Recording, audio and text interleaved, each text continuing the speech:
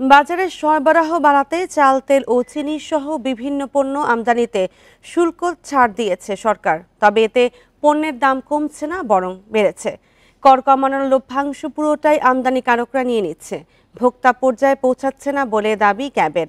আর market research করে পণ্যের দামের পূর্বাভাস নিয়ে কাজ করার তাগিদ সাবেক কর কমিশনারের।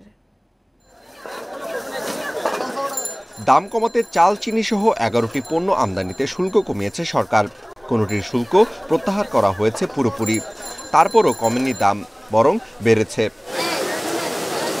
চালের বাজার নিয়ন্ত্রণে নভেম্বরের শুরুতে 15% আমদানি শুল্ক ও 5% রেগুলেটরি শুল্ক প্রত্যাহার করে সরকার।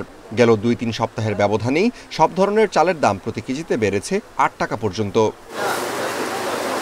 এদিকে চিনি আমদানিতে নিয়ন্ত্রকমূলক শুল্ক 30% থেকে কমিয়ে 15% করা হয় 8 অক্টোবর।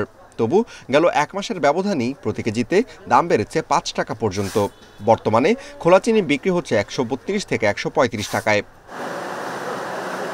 এদিকে সয়াবিন তেল আমদানিতে 2 দফা শুল্ক কমিয়ে 5% নির্ধারণ করে সরকার। এরপরই আবার প্রতি লিটার বোতলজাত তেলের দাম বাড়িয়ে 167 থেকে করা হয় 175। বাড়তি লাভের আশায় সংঘবদ্ধ চক্র বাজারে কৃত্রিম সংকট তৈরি করেছে বলে অভিযোগ উঠেছে। সিন্ডিকেটটা এমন যে একটা দোকানদার যদি বলে 100 টাকা, তাহলে প্রত্যেকটা দোকানদারই 100 টাকা। যে কেউ বলবে যে ভাই আমি 90 অথবা 80, সেটা না। যে দাম এগুলা তো আসলেই খারাপ লাগে, যে এটা দৌড়িয়ে 180 টাকা 100 টাকা কেজি। আমদানি শুল্ক বা অন্যান্য ট্যাক্স যখন কমানো হয়, এটা সুফল কিন্তু ভোক্তা পর্যায়ে আসে না। তো আমরা ইতিমধ্যে যেটা দেখেছি, এটার পুরো সফলটাই আমাদের যারা আমদানিকারক, পাইকারি ব্যবসায়ী বা বড় কর্পোরেট গ্রুপ, তারাই কিন্তু পুরোটাই নিয়ে নিচ্ছেন। শুধু শুল্ক কমালেই সমাধান মিলবে না। বাণিজ্য মন্ত্রণালয় সহ সব পক্ষকে দ্রব্যমূল্যের পূর্বাভাস নিয়ে মার্কেট রিসার্চ করার তাগিদ বিশ্লেষকদের। আমাদের চাহিদার যে পূর্বাভাস, এটি কিন্তু নিরূপণ করে সরকারকে আগাম জানাতে হবে, যে আপনার সরকারকে জানাবে বাণিজ্য মন্ত্রণালয়কে যে 3 মাস পরে এই পণ্যের ঘাটতি হবে, 6 মাস পরে এটা আমাদের দরকার হবে।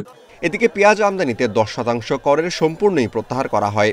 তাও নভেম্বর-ডিসেম্বরে আমদানি করা পেঁয়াজ বিক্রি হয়েছে 100 থেকে 120 টাকা কেজি দরে। তবে মাস শেষে তা কিছুটা কমেছে। Amirul Islam, independent news, Dhaka.